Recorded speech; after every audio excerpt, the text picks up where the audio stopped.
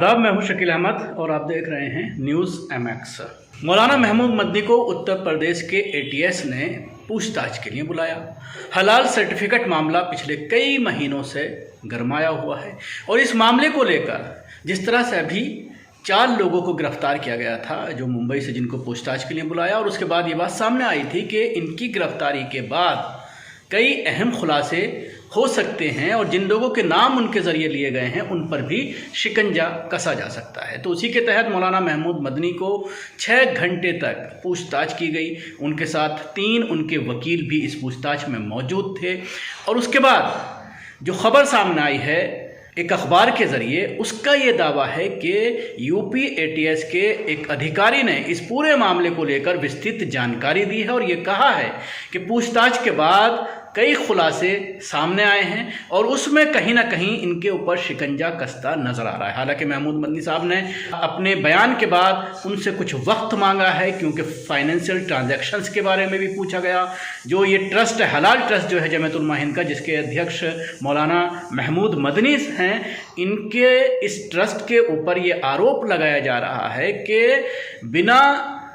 कोई जांच किए हुए बहुत सारी प्रोडक्ट्स को हलाल सर्टिफिकेट दिया गया इनके ज़रिए और उसके ज़रिए कुछ फाइनेंशियल इरेगुलेटरीज जो है वो पाई गई हैं। ये इल्ज़ाम जो है ATS, उत्तर प्रदेश पुलिस की ATS ने मौलाना के ऊपर लगाया है और उसके बाद कहीं ना कहीं उन लोगों की बात को बल मिलता है जो बार बार ये कह रहे हैं कि जिस तरह से पिछले 10 सालों से मौलाना महमूद मदनी हो, मौलाना अरशद मदनी हो या उसके अलावा और जितनी भी जमातें हैं, चाहे वो जमीयत अहले हदीस की बात करें, जमात इस्लामी हिंद की बात करें, इन तमाम जमातों के ज़रिए अपनी आवाज़ उठाना बंद कर दिया गया है, जिसकी वजह से ये बात भी सामने आ रही है कि ये लोग डरे हुए हैं और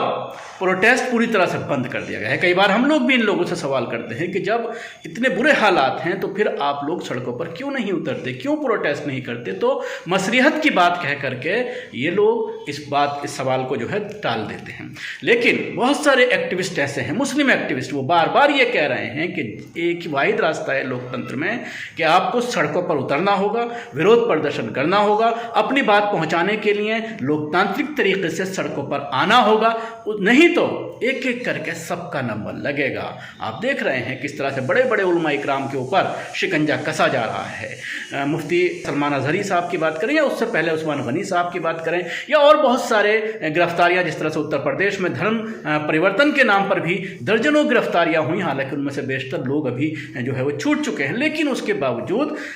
ऐसे उलमा इकराम पर शिकंजा कसा जा रहा है जिनके पीछे लाखों की संख्या में लोग हैं।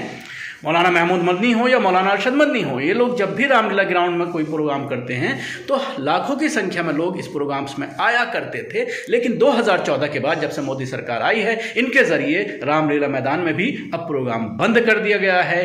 तरह तरह के इल्ज़ामात जो इनके विरोधी हैं या जो सोशल एक्टिविस्ट हैं उनके ज़रिए इनके ऊपर लगाए जाते रहे हैं। तो सवाल यही खड़ा होता है कि जब इतनी बड़ी तंजीम के जिम्मेदारान जो सदर हैं जमीयत उलमा हिंद के, उनको जब ATS बुला करके पूछताछ कर सकती है, जब उनको बुला करके 6 घंटे तक पूछताछ कर सकती है, 1-2 घंटे नहीं बल्कि 6 घंटे तक मौलाना से पूछताछ की जाती है, क्योंकि इस तरह के उलमा इकराम या इस तरह की जो बड़ी जमातें हैं उनके जिम्मेदारान से कभी किसी की हिम्मत नहीं हुआ करती थी, क्योंकि उनको लगता था कि इनके पीछे लाखों फॉलोअर्स हैं। अगर इनको गिरफ्तार किया जाता है, इनको हिरासत में लिया जाता है या पूछताछ के लिए नोटिस दिया जाता है तो शायद हंगामा हो जाएगा, सड़कों पर लोग निकल आएंगे। लेकिन कल इस खबर को कुछ जो है सोशल मीडिया वेबसाइट के ज़रिए